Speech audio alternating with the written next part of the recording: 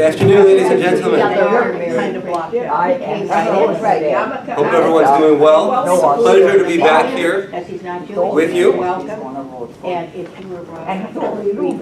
We just got back from Israel. I got back home at midnight on Monday, so it was quite a trip. We went with 50 Detroit dads.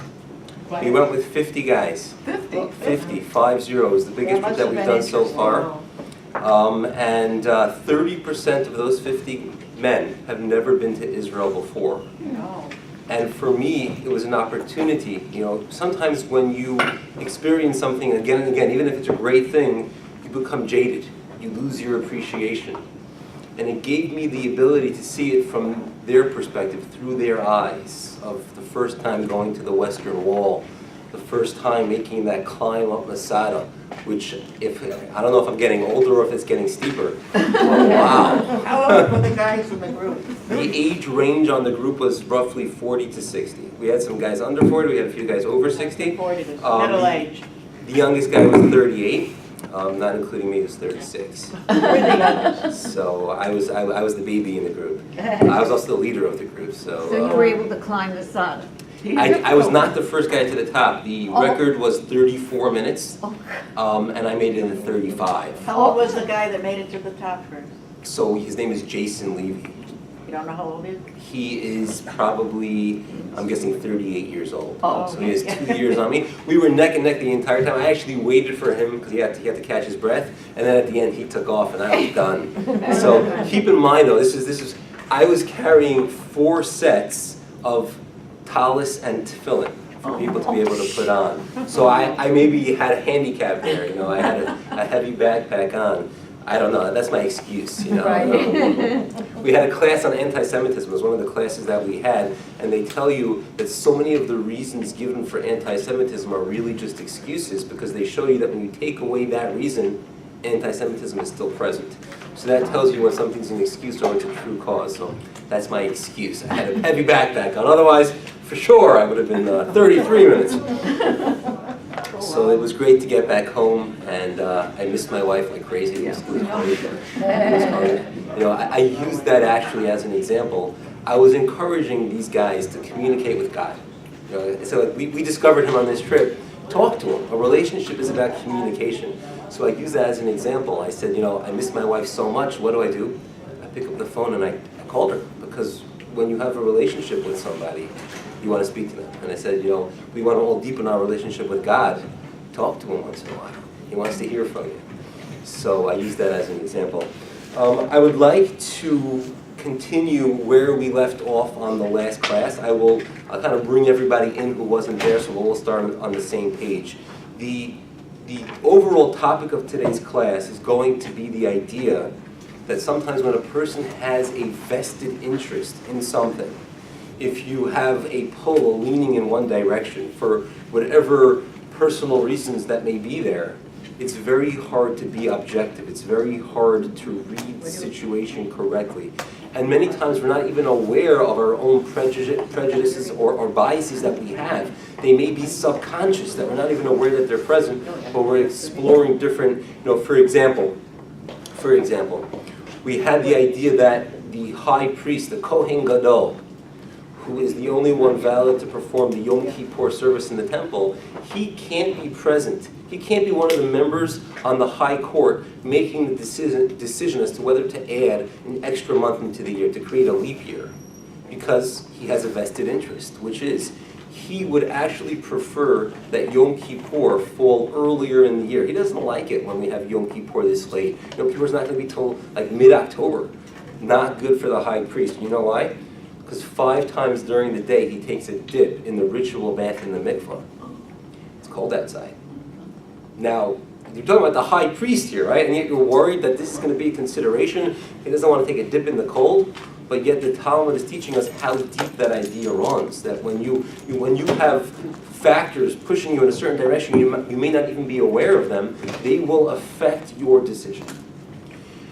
And this exploration of this idea was really trying to explain a somewhat bizarre statement in the Talmud. I want to just reread that with you, and then we'll kind of catch up where we were. So the first source that we have, we're going to reread this, is a quote by Rabbi Shimon ben Yochai. He was the rabbi who authored the Zohar.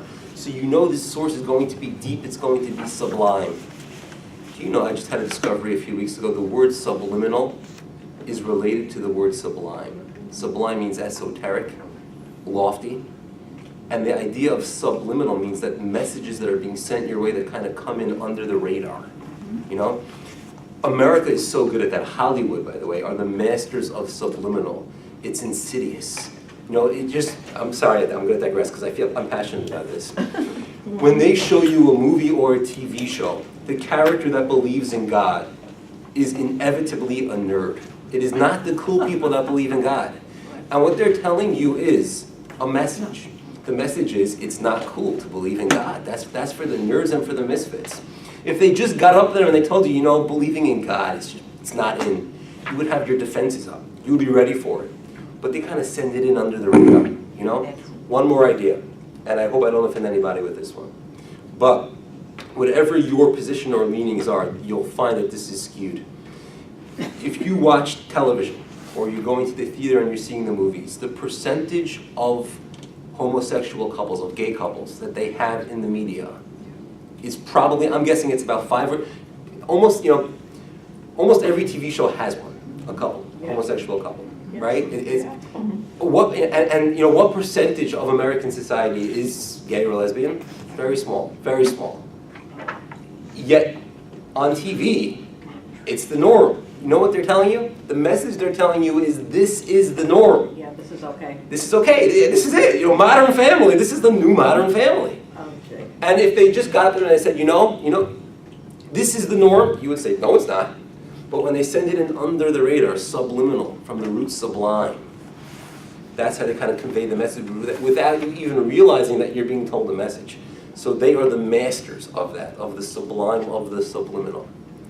Anyway, the reason why we digress was I used the word sublime, because I was talking about the author of the Zohar, Rabbi Shimon bar Yochai, and I was saying if he's telling you something, you better be ready for a deep message. Okay, so here's what he tells us. Source 1. Our forefather Abraham had a precious stone suspended from his neck. And any sick person who looked at it would be cured. And when Abraham our father departed from the world, the Holy One, blessed is he, suspended this precious stone in the sun. Very bizarre. Strange. First of all, what's the nature of this precious stone? What was it made out of? It doesn't, was it a diamond, a ruby, a sapphire? We don't even know. It doesn't say. Where did he get this stone from? What are the origins of this stone that it has this miraculous nature that it's able to cure the sick? And what does it mean that it was suspended in the sun? Now if I look at the sun, I'm going to be cured. What does this all mean? And we're going to explore the idea of a person's leaning, something pulling you in a certain direction. You have a vested interest. You're not impartial anymore. You have a leaning to one side. That can affect your judgment, and that will help us to understand this quote from the author of the Zohar. So where we got up to last week, we mentioned the idea of the high priest not being able to decide if he should add in an extra month. We mentioned the idea of Eliezer, servant of Abraham, sent on a mission to go find a suitable partner in marriage for Isaac, and how he really wanted Isaac to marry his daughter, and therefore he was hesitant to go, and he didn't see that as his motivation until after Rebekah was already found to be the suitable match. And we left off with the episode of the spies. You could turn to page 2, source 7. And what we were looking at last week was that the book of Lamentations, which we read every year on Tisha B'Av, on the saddest day in the Jewish calendar, that book of Lamentations is written in alphabetical order. Aleph, followed by Bet, followed by the letter Gimel. With one exception. The letters Ayin and Pei are out of order. Ayin should be first, Pei should be second, but the reverse is true in actuality, where Pei comes before Ayin. And we said the reason why that's so is because the letters Ayin and Pei, besides for meaning a letter in the Hebrew alphabet, they have an additional meaning. Ayin means a person's eye, and Pei means a person's mouth. And normally when a person is a witness, when you testify to that which you saw, First you see it with your eye, and first you see it with your eyes, and then you relate it, you tell it over with your mouth. But says the Midrash, the spies spoke of which they did not see. Their report about the land was not truthful. They first spoke. That's why pay comes first, because the speech wasn't based on what they saw. And hence the peh, the mouth, was utilized before the eye. That's the reverse in order. That was the last source we saw before I set sail to Israel. By the way, just an incredible thing. Talk about getting used to something and losing appreciation for it. When our grandparents wanted to visit Israel, it was mostly a dream. That's A. And if they ever were lucky enough to do so, it meant a boat ride. That would take hours, not hours, but days and days and days and days. We actually, one of the places we visited in Israel was the Naval Museum, which was the history of the foundation of the Israeli Navy up in Haifa, the third largest city in Israel. And when you see the boats that the immigrants, the illegal, at the time they were illegal immigrants because the British put a very strict number on the amount of people they would allow to emigrate to Palestine at the time, when you see the conditions that they sailed in, wow, you appreciate, people complain, economy class, no legroom, sardines, you hear it all. It's 11 hours and you're making it to Israel, with an entertainment system that can keep you busy where you won't even see the 11 hours go by, what they would have done generations ago for that, so just putting that into perspective. Let's explore the episode of the spies. What does it mean that they reported false things? If you look at the account the Torah gives of their report of the land of Israel, pretty much everything they said was true. It was pretty much true. So what does it mean that their report was fictitious, that they reported with their mouths that which they did not see with their eyes? And let's take a look at the next source, which is from the Babylonian Talmud in Tractate Sota, source 8, page 2. One of the statements they made when they came back to Moses and the Jewish nation encamped in the desert was that this land is a land that devours, it consumes its inhabitants. Eretz ochelet yoshveha, says the Torah, a land that just eats its people up. What does that mean? And the Talmud explains. A land that devours its inhabitants. Rava, one of the Talmudic sages, expounded. Said the Holy One, blessed is He, a reference to God. I intended this for their benefit, which means whatever they saw that caused them to say this is a land that devours its inhabitants, whatever that was, God intended that to benefit the spies. How so? Every place they passed through, the most important official died. When they got to this land, to Israel, there were funerals going on in mass. Lots of funerals taking place. Why? Because God caused that the highest official would pass. And this way the people, the inhabitants of the land, would be preoccupied, going to funerals, mourning. And they would pay no attention to these newcomers who obviously didn't belong. Right? When somebody comes to town who doesn't belong, start asking questions. Who are you? Where are you from? Oh, you're the spies. Welcome. How you doing? They probably won't say welcome. How you doing? I once heard a theory in why it has always been accepted in international warfare that a spy gets killed. It's like even in America, they execute spies. And the reason for that is that when you catch a regular soldier, a prisoner of war, you divest him of his weapon, you strip him of his uniform, and he's no longer a soldier. But a spy doesn't wear a uniform. A spy doesn't carry a weapon. It's the essence of who he is. And therefore, to eradicate him, you actually need to kill him. That's a theory that I once heard from my brother-in-law. But anyway, it was to distract the inhabitants. God said, I was doing you a favor. You should have seen the good in the fact that these people were dying. Every place they passed through, the most important official died, as we said, in order to make the population preoccupied with their mourning so they wouldn't inquire regarding the spies. They interpreted it negatively and said the land consumes its inhabitants. Now, what we're going to go on to try to show was that they had a vested interest, and that's why they didn't read the situation correctly. Because, first of all, if this was a normal, everyday occurrence, people dying all the time, well, at that rate, the population would decline. They didn't find a declined population. They found the land very well populated. So they should have said, well, this is probably not the norm. But they didn't say that. Second of all, if people die all the time, Holocaust, People are dying by the thousands every day. How many funerals were practiced and attended to during the Holocaust when people are dying in mass daily? People were lucky to get buried if they could. There were no funerals, there were no ceremonies. Because unfortunately, when death becomes the norm, people don't go to funerals anymore. It's just not humanly possible. If there would be so many funerals as they encountered when they first came to the land, would people be going to funerals? No. And yet, everyone was preoccupied, wearing their finest black clothes, going to funerals. So they should have been able to read the situation correctly and realize this was an abnormality, an anomaly. This wasn't the norm, but they didn't see it that way. Why not? What prevented them from reading the situation correctly? The Zohar, again authored by Rabbi Shimon Bar Yochai, makes the following statement. He says that in the desert, these 12 men were men of prestige. They were men of high positions, high rank. They were concerned deep down. They weren't even aware of this motivation, but they were concerned that if they were to enter into the land of Israel, perhaps a new order would be set up that wouldn't include them. So they were looking to see the negative in the land. And that's why they didn't read the situation correctly. That's why they saw a land that consumes its inhabitants. They didn't see a God who was doing them the favor of creating a distraction. Because when you are naturally leaning towards one side, you can't see things correctly.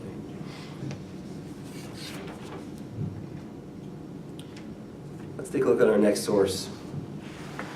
Source 9, page 3. This is the section of the Torah that deals with the fringes that people wear called tzitzit. I wear them. I don't wear them hanging out. Many people do. But I wear them under my clothes.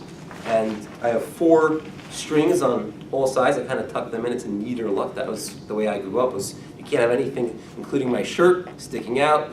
There's a Yiddish word, a shlump. My dad wore tzitzit. That's exactly how he wears them. How he wore Tucked in. them. So many people wear them out, which is a very beautiful thing. It's, in Israel I wear them out because I'm in my homeland. Everybody knows what they are, and they are flying in the wind. Beautiful thought, by the way, about tzitzit. So tzitzit are strings that the Torah says when you have a garment with 4 corners, you must put tzitzit on them. You don't have to put tzitzit on. You're not required by Torah law to do so. It's that if you have a garment with 4 corners, then you must put tzitzit on. You don't have to wear a garment with 4 corners. And it's a good thing to try to fulfill this mitzvah. It's an easy one. You put it on in the morning, and you don't have to think about it all day, and you are just amassing and accruing the mitzvot. I remember my father once. He's a teacher, and there's once a knock at the door. Somebody's there with a gift. And he said, "Is your dad home?" I said, "Sure, give me a minute." I go down to my father's study and I call my dad.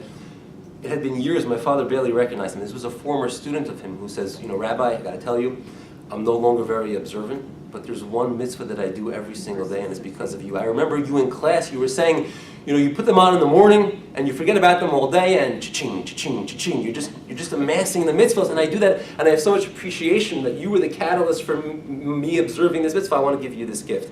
And he brought him the gift. But a beautiful thought on tzitzit. So it's a garment of 4 corners, and the tzitzit are strings. And Rabbi Shlomo Carlebach, the master of music, one of the greatest composers of Jewish music of all time, notes there's a message here. But isn't the whole idea is that it has to be visible? So it's visible in that I know that I'm wearing it. The Torah does say you shall see them. You shall see them. The Talmud interprets that to mean that you should wear them by day, at a time that they can be seen. They don't have to be visible. But again, it's a nice thing to wear them out, and that might even be preferable. But I do what my father does, and I wear them in. Again, my mother says, no son of mine will be a shlump. So, two more Yiddish words. There's a shlomazel and a shlemiel, all right? I once saw in Reader's Digest, 1 month they had an edition on Yiddishisms. It was What's great. the difference? So what's the difference between a shlomazel and a shlemiel? I thought they were the same. Oh, see, here's the difference. They use the following analogy to really highlight the difference. You have a guy carrying matzah ball chicken soup, a waiter, and he's walking. All of a sudden, he trips, and the bowl goes down, and it lands on a fellow's lap. And he's pulling noodles out of his pants. The guy who drops the chicken soup, he's the shlemiel. He's the guy who is not coordinated. He just can't keep his feet straight. And the shlemazel is the guy who just has no luck, and now he's got noodles in his pants. Right? That's the difference. But says Rabbi Shlomo Carlebach about tzitzis. He says, what's the idea of four corners? We speak of the four corners of the earth, right? Jews will be scattered across the four corners of the earth. A string is always used to attach things. When you want to attach one thing to another, you use a string. Through the tzitzit, even if the Jews are scattered across the four corners of the earth, they will always be connected through the string to their Father in heaven. Rabbi Carlebach. So this verse is in the section of the Torah. Yes. Could you tell me your name? I forgot. I'm terrible with names. Please remind me. Carol. But Carol. I always thought the little things that hang with it, the little string, they're the 613 minutes. Oh, okay. So I got to show you. So, excuse me. Don't tell my mom. I'm about to become a shlom. We won't tell your mother. Okay. So.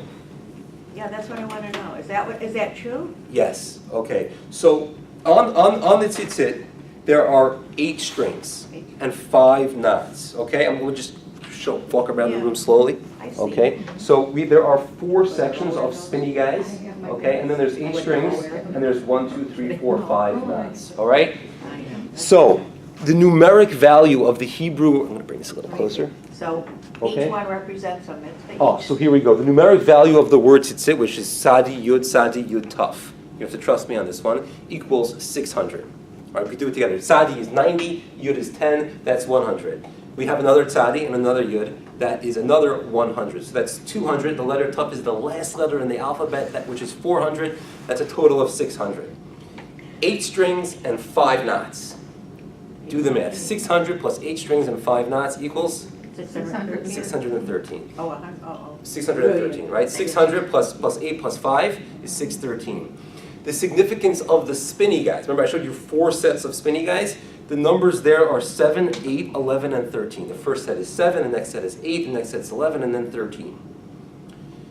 Symbolism there. 7, 8, and 11. Let's add that together. 7, 8, and 11. 7 and 8 is 15 plus 11 is 26. All right? The name of God. The 4-letter name of God, which is Yud, Hey, Vav, and then Hey, equals 26. We can add it up together. The Yud and the Hey is 15. The Vav is another 6, is 21. And the last Hey is 5, is 26. So the first 3 sets of twirly guys, 7, 8, and 11 equals 26, the name of God. Echad means 1. The numeric value of the word Echad is 13. The tzitzis are attesting to the fact that God is 1. Was that too quick for you guys? 7, 8, and 11 is 26, which equals the 4-letter name of God, the Yud, the Hey, the Vav, and the Hey. The last set is 13, which is the numeric value for the word Echad, which means God is 1. So there's a lot of symbolism in the tzitzit. There's a lot going on there. But it does represent the mitzvahs. Aren't there 613? That's it. The 613 of the tzitzis represents the 613 mitzvot that we have. That's what Carol, you're on the money. I heard. Oh, well, I go to a lot of study. Very good. Excellent. If I stand this close to the lectern, nobody will see on camera that my shirt is okay. untucked. And we can send it to my mom and we'll be okay. You won't tell your wife you were slow. Remember the first time we heard when we went to see Rabbi Burnham? Yeah. He made a comment. Because I know, like I said, my dad always wore tzitzis, but he had them tucked in, like you do. And it was nice to see that he had them tucked well on. We know you do too. Right. Whereas Yes. some of them just, like walk around. That's me in Israel, flying in the wind. What? You know? We understand. I understand that for sure. You're It doesn't excited. You're with bother your me people. when I see a man. I think that's nice that he is proud to be a Jew. Right. Yeah. I think it's 100%. wonderful. Yeah. I wish my husband would wear that. But Okay. In fact, my father passed. I saved him. I saved it. I said, well, never. I will have them forever. Beautiful. That's so unusual. I'm so excited. What do you do Great. with them? Let's say someone dies and they're in bad shape. Are you supposed to bury them? So they don't have the same sanctity as, say, a Torah scroll or a tefillin. You would be allowed to wrap them up and respectfully discard them. Oh. The same thing is true with the kippah, right? That's it has no sanctity in it of itself. It's a head covering. It's a cloth. And if you ever need to grab a hot pot, it could double as a pot holder. The question is if you need a separate one for milk and meat. That's a whole We different have a question. collection of yarmulkes from everybody's bar mitzvah, bat mitzvah. Beautiful. Yeah, but another thought, maybe it's funny, you could sell them to a resale shop. Yeah. You see, You every, can, because you can get that, it's Raby, no, but on Fitzy, if you clean Since you that, can. You gotta clean them well. You gotta And then hand wash them, otherwise. the yarmulke you could clean, right? Yeah, well, it's a little trickier, but you can. My 4-year-olds, what we do is we wash them in the sink, but then you need to keep the shape. You dry them, you turn a bowl upside down, a cereal bowl, you dry them over the bowl, and that's how they keep their shape when they dry. So You that's could just a dry little, clean them if you wanted. you can, that works. So you ever hear the talus joke? A guy brings his talus into a dry cleaners, and he comes back, he gets a bill, it's $100. He said, $100 to dry clean my talus? And they say, do you know how long it took us to get out all those knots and stripes?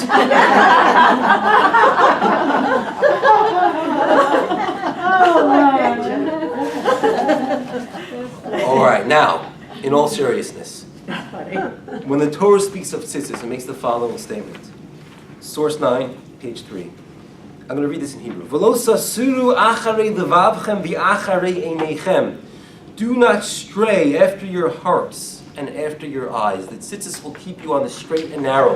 Carol through reminding you of the 613 mitzvot that we have. And actually, there are some people that do this, but the way tzitzis ideally are meant to be, there's meant to be a blue thread running through them called techelet. And that reminds you of the sea, which reminds you of the heavens, which reminds you of God.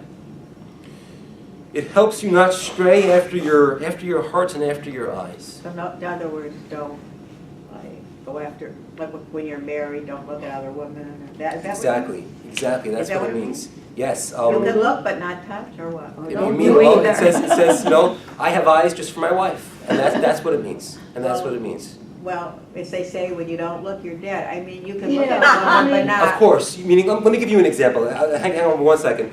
We were just finishing our Israel trip, Yeah. and we got to the airport. Very tight security in the Israeli airport.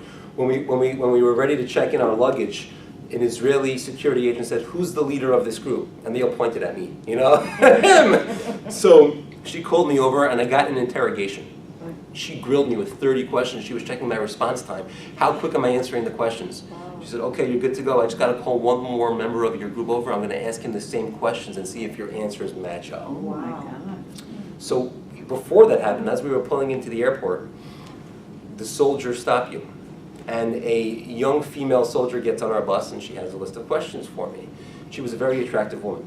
And one of the fellows said, I wish you would have pointed me out as a suspect. I could have gotten interrogated a little bit. And Carol, in response to your question, well, you have to look, you have to see. But the question is, what do you see?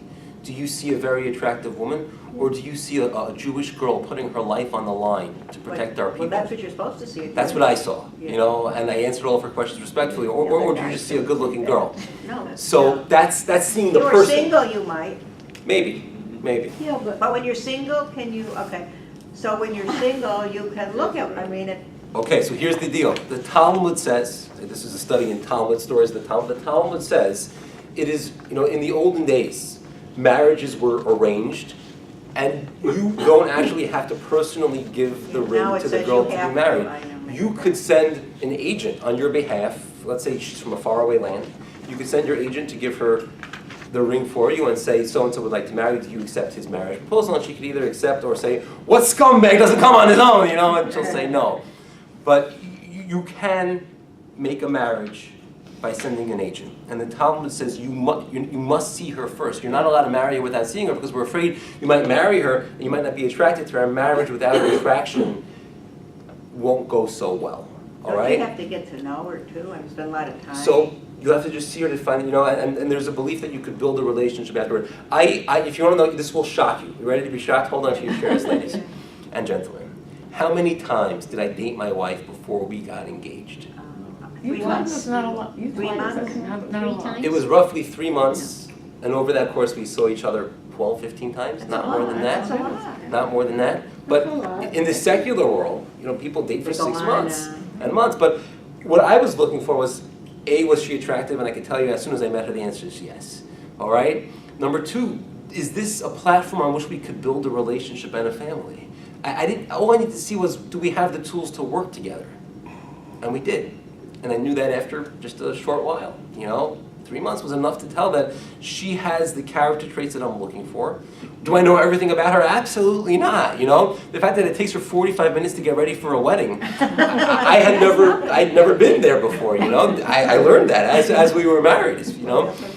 But did you, do you date when you're ready to get married, do you date, or did you date before just so if you had somewhere to go and you needed a date? Or did you wait until you wanted to get married to date? Carol, another good question.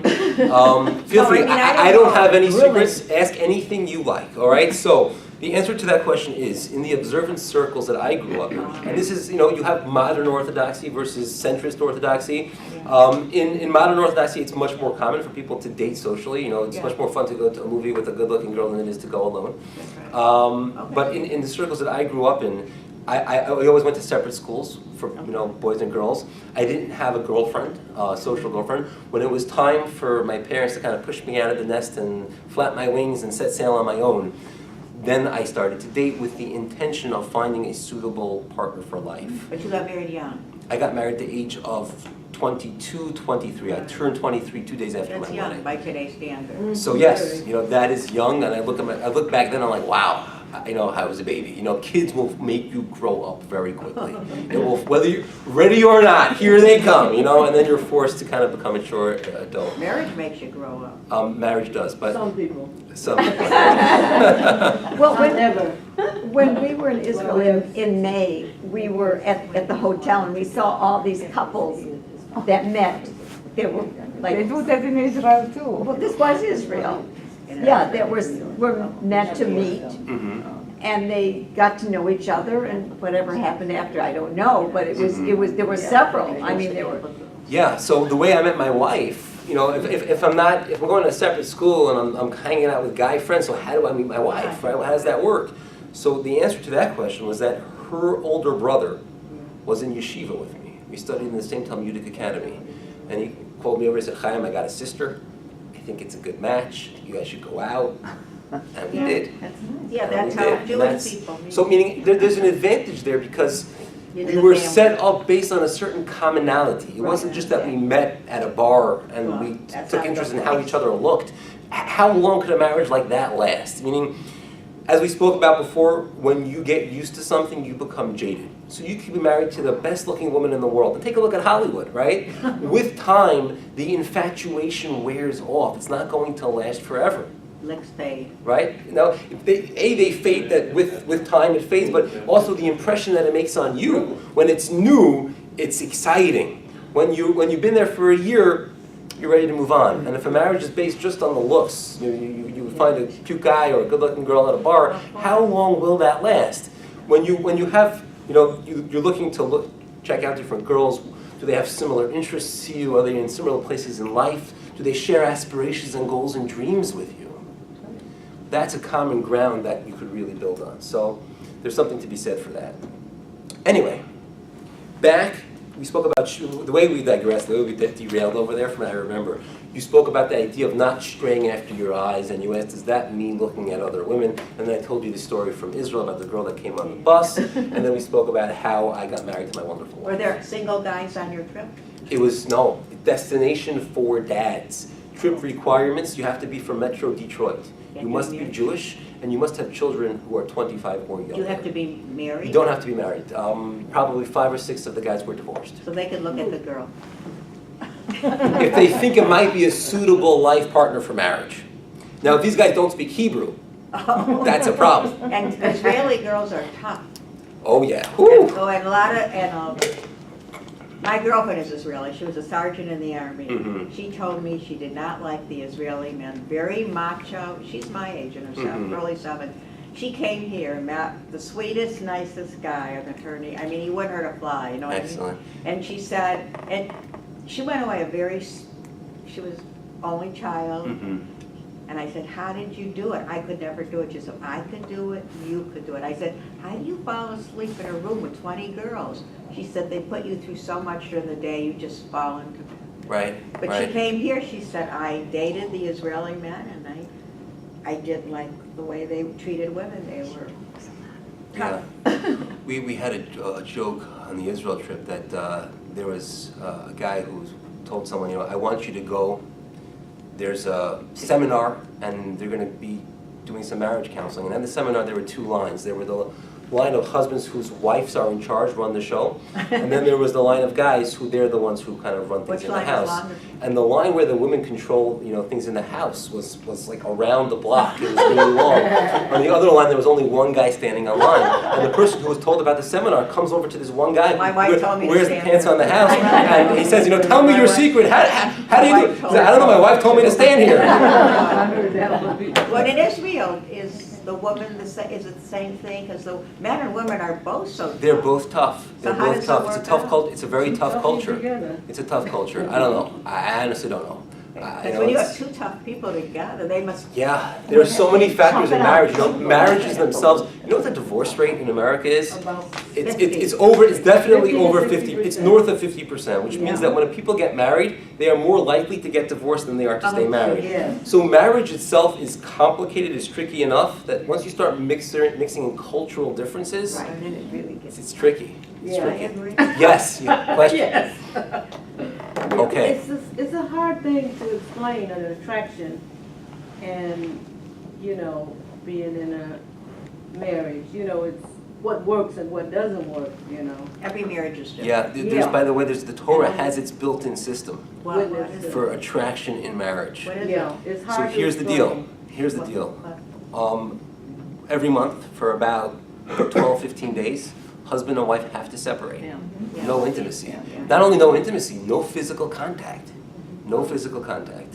Those are the family purity laws, and it revolves around the woman's natural cycle. Yeah.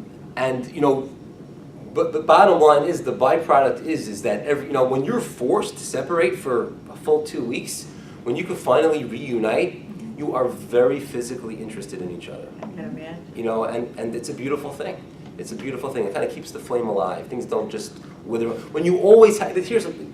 When you always have something, when something is always available, do you appreciate it? You know, that's another thing. When you pull these guys away from their wives for a week or so, they don't have clean laundry. And they kind of be like, wow, you know, like, Nobody wow, pick up after they don't you. just magically reappear in my drawer. There's somebody doing that, you know? When you don't have something is when you begin to appreciate it. And the same is true with that. When you're forced to physically separate, it also helps you develop other parts of your marriage. Your marriage has so many touching points, so many components. There's the emotional connection, there's the verbal communication, and there's the physical. I have another You know, and it forces you to work on those other areas. Okay, Yes. I have another question. I know you're Orthodox. How did you figure that out? I wonder, how did you know that? You're a very, very nice young man. Okay, anyways, is it permitted to kiss your wife in front of your children? That's a good question. That might depend on personal yes or no. I do. I'm not, you know, it won't be an elaborate production, but I think it's important for my kids to see that we have a loving relationship. Right. And kids feel very secure when they know that their parents love each other. So the answer to that question is in public, no. You won't see any public displays of affection between myself and my What wife. about holding her hand? Would you hold her hand when you walk down? That's a gray area. Sometimes yes, sometimes not. You know, that's a gray area. But in as much as a handshake is a gray area to me. Again, the Torah says that a man is not allowed to have physical contact. Let me rephrase that. Take a step back. A man is not allowed to have intimacy with a woman he's not allowed to be with. That means someone else's wife. He's not allowed to, you know, someone else's wife is a clear no-no. So you're not allowed intimacy with somebody else's wife, otherwise known as adultery. What about a single woman? Okay, I'll get to that in a second. What about physical contact with this other man's wife? So the Torah says that any intimate physical contact is also prohibited. Anything which is considered a loving touch. A hug, a kiss is not allowed, clear cut. What to me is a gray area is a handshake, because, I'll explain. A handshake is a very formal greeting. So on the one hand, you'll say, well, there's nothing intimate in a handshake. It's when you meet a complete stranger, you stick out your hand and you shake theirs. On the other hand, my brother's a politician, so I know this. There's a reason why a politician will shake every single hand in the room. I just got a phone call from Ivanka yesterday. She called to say that there's a Trump rally on Friday at 5 p.m. in the Novi Suburban Collection. So if you're a Trump fan, 5 p.m. this Friday. So Trump will shake as many hands as possible, and so will Hillary for that matter. And the reason why they do that is because it creates a certain bond. When you shake somebody's hand, it creates a connection. Is it intimate? Maybe. Yes, no, I don't know. So my policy on that, because it's a gray area, is that I never volunteer a handshake to a woman other than my wife. But if they do put out their hand, I will accept their Are you handshake. talking about a man or a woman? I'm talking about a woman. I shake. You can't shake a woman's hand. But I So- mean, if she takes your hand, you don't. Again, if she extends her hand, I will take it. I will shake her hand, but I will never extend. You won't start, you won't. Right, I won't offer. A hug and a kiss, though, to me is not a gray area. It's very clear cut. It got very awkward once where I was officiating at a funeral, and this woman leaned close, and I thought that she had something she wanted to tell me privately. Yes, The last second, I realized she was coming in for a kiss, and I had this like Jackie Chan spin, and like it was very awkward. I had that happen Someone said, again. "How did you recover from that?" And I said, "I didn't." You know, there's no. But I explained to her, I'm just, I'm sorry. I don't mean to offend you in any way. This is what I believe, and this is what I believe the Torah wants me to do. This is my religious right, and that's it. I was at a bar mitzvah a few weeks ago, and I cannot believe, this guy, I haven't seen him in 100 years. He Mhm. puts his face to me so close, and you know what to do? I says, why am I kissing you? I don't even know you. Right, and the last thing you want is what he just ate for dinner, right? That's I don't know, it was right after service, and he has a wife. I couldn't see it. First, I didn't even know who he was, and then I figured it out. Mhm. And I told my husband, and I said, where's he coming from? He's at a bar mitzvah after services.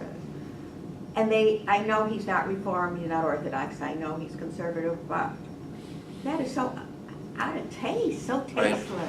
Yeah. I didn't even want to, thought he was Did you just- do a Jackie Chan spin? No, he captured me. I've never had that happen. Can you, I was with my husband, no, he was already pressing, Mhm. by the food, and I was just standing there. Yeah. Puts us, and I said, and I didn't come near him the rest of the evening. Okay, self-defense is excellent. Let's keep going, all right? We're going to keep going with the sources here. So the Torah says you can't stray after your heart and after your eyes. And Rashi, the classic commentator on the Torah, explains in source 10 what that means. And he says that the heart and the eyes are spies for the body, seeking out for it sinful activity.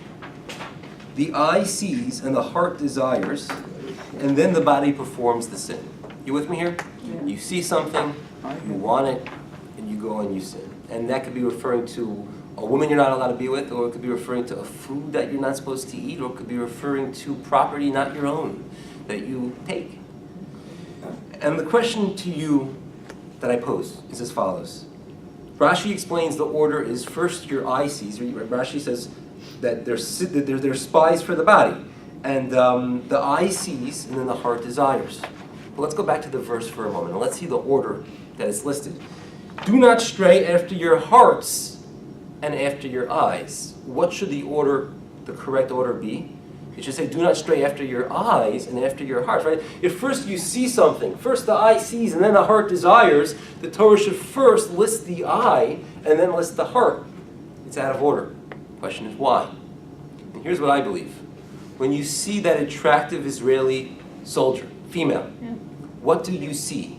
You see what your heart wants you to see. Do you see a beautiful girl? Or do you see a Jewish girl putting her life on the line, standing out there in the cold in the winter, in the heat in the summer? Your heart will determine what your eyes perceive.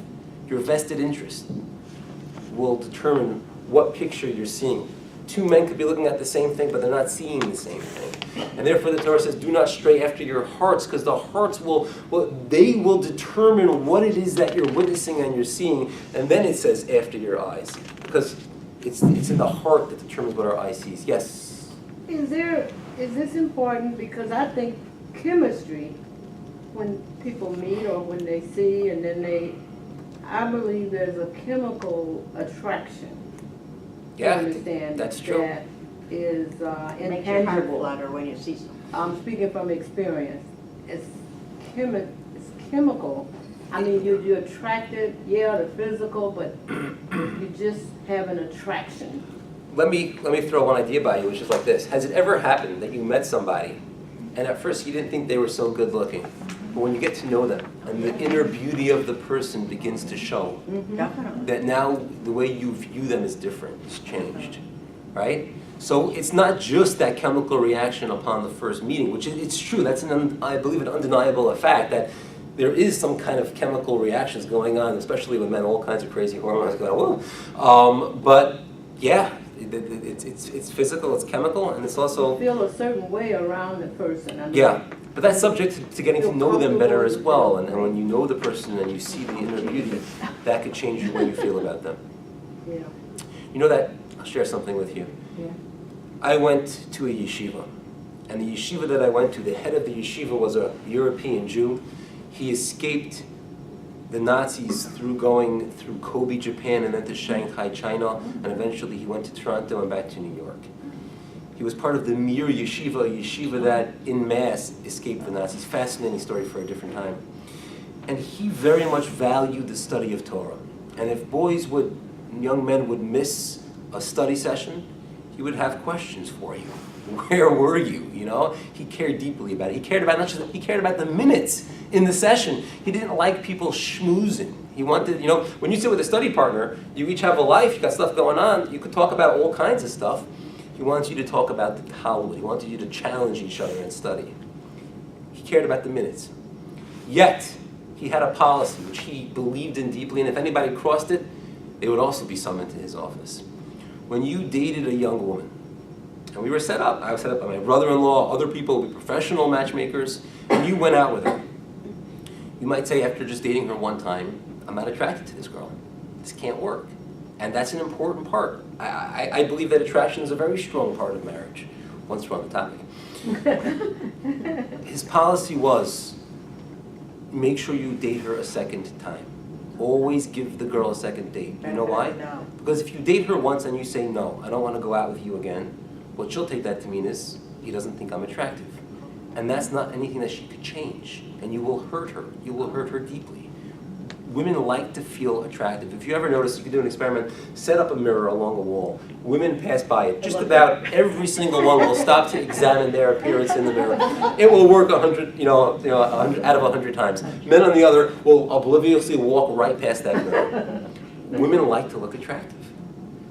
And if you tell her you are not, or I don't find you to be, that will hurt her. She's a Jewish girl. He says it's worth it to spend 6 hours. You know how long it takes, to go on a date? So you have to clean up a little bit, right? You got to comb the hair, trim, if you have something to trim, shave, put on your clothes, shine your shoes, brush your teeth. I sometimes had to get a coffee before I would go on a date because I would be tired and I wanted the little energy from the coffee. Then I had to brush my teeth because I smell that coffee breath, So it could be a 6-hour production. It could be, then you drive to her house, which may be an hour drive, you pick her up, you go to the city, you get a few drinks, you take her home, get back to the yeshiva. It could be 6 hours. But to him, not hurting her feelings that way in an area that she can't do anything about was worth the time away from the Talmud study. That was his policy. Well, is a girl obligated then? What if on the first date she just can't stand the guy and he calls her? Is she obligated to accept because she doesn't want to hurt his feelings? No, guys don't care that much about it. They're not as sensitive in that area. No, some are. I think as a generalization, if you tell a guy, buddy, you're not so attractive. Okay, all right, yes, I'm bald as a bowling ball. Okay. She may think he's good looking, but he's boring. Okay, that's fine. Somebody else will find him interesting, I assure you. So he's not upset that she said no. The head of my yeshiva had no problem with a girl saying no. It was the problem with the guy. Because girls are vain and they're I didn't say vain. I said very careful with their appearance. Women like to make things beautiful. It's not just themselves, it's their homes. If it would be a guy's world, they would eat mush every night for dinner. It wouldn't need to have a color, right? So long as it tasted good and went down quick with a beer. Now, I'm serious, they would hang tapestries on their windows. I could see outside the window just fine without the curtains, right? Yeah. Women make things beautiful. Yeah. That's what they do. And they like to make themselves beautiful as well. more particular. So they care more about that. Am I out of time? I got 2 more minutes left. That's very interesting. Okay. My husband beats me now. he never took her out. We'll do one more point. I won't be able to come back and answer our initial question. Perhaps we'll get back to it another time. Perhaps we won't, and we'll leave it a mystery. But one more idea, and this is fascinating. The following idea will show you that when you have a vested interest, not only could you be slanted in one way subconsciously, but it could actually make you believe contradictory ideas, things that don't make any sense. Let's take a look at that. Source 12, it's actually source 11.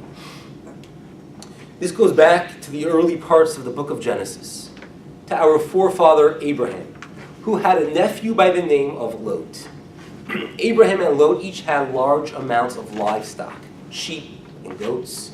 And the Torah tells us in source 11, and there was a dispute between the shepherds of Avram and the shepherds of Lot. And the Canaanites and the Perizzites still lived in the land. And Rashi goes on to explain what was the nature of this dispute. What were the shepherds arguing about? Let's take a look at source 12. Rashi explains the nature of the dispute. For the shepherds of Lot were unscrupulous and allowed their livestock to graze in the fields of others. That means that when they took the sheep out to pasture, they let them roam freely, even if that meant going into your front yard, munching on your grass. You know, imagine a flock of sheep comes by, and then you're left with nothing green in your front yard. All right, not a cool thing. I wouldn't be okay with that. And the shepherds of Abraham would chastise them for committing theft. You know what? That's stealing. Letting your sheep go into someone else's field and eat freely is stealing my grass. What was Lot's shepherds' response? To which Lot's shepherds responded that the land had been promised to Abraham's descendants. God said to Abraham, this land will be your descendants. But right now he has no inheritor. Abraham had no children. Isaac was not yet born.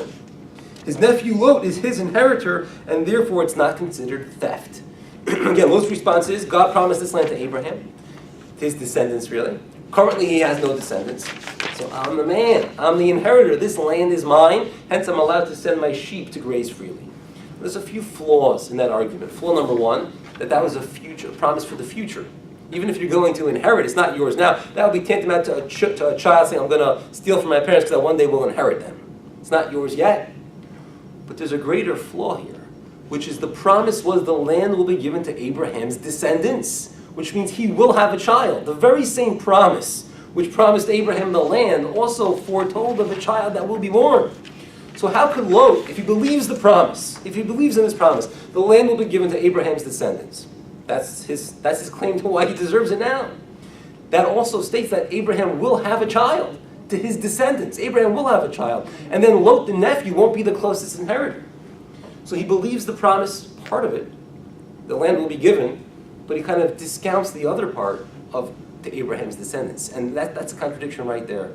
And what you want to believe, you're willing to believe, even if it doesn't make any sense. And to close with the following idea, there are people out there who deny the Holocaust.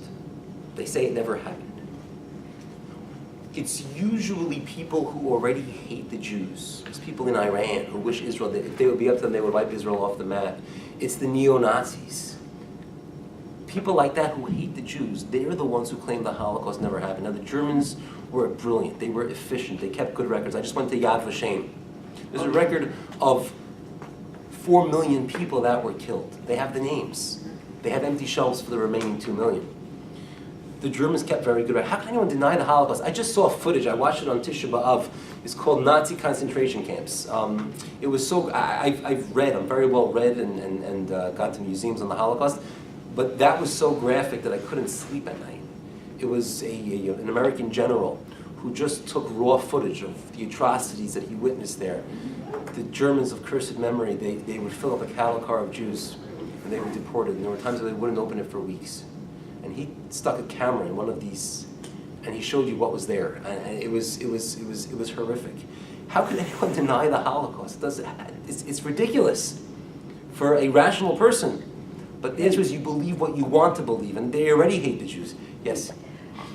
Eisenhower, when he got to a camp for the first time, I believe, He didn't believe it.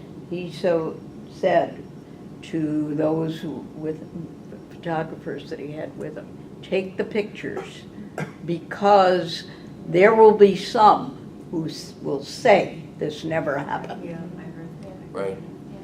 Right. He knew then. And took the pictures. Yeah, I'm just going to close with a thought, something that I learned from you.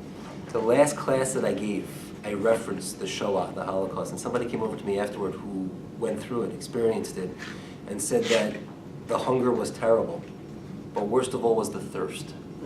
There were times that you weren't given water, yes. There were times that you weren't given water for a very long time, and you were parched and you were thirsty. And what she said to me was, ever since that dreadful experience, she never took a cup of water for granted. Every time she drinks water, she says, thank God for the water. And that's something which Judaism believes in, the idea of thanking God for everything. He gives us something as simple as a cup of water. We say a blessing before, we're meant to say a blessing before we have a cup of water. She said ever since then, she never took a cup of water for granted. And since I was told that, it changed the way I drink water. So thank you. And with that, we will wish everyone a good afternoon. I'm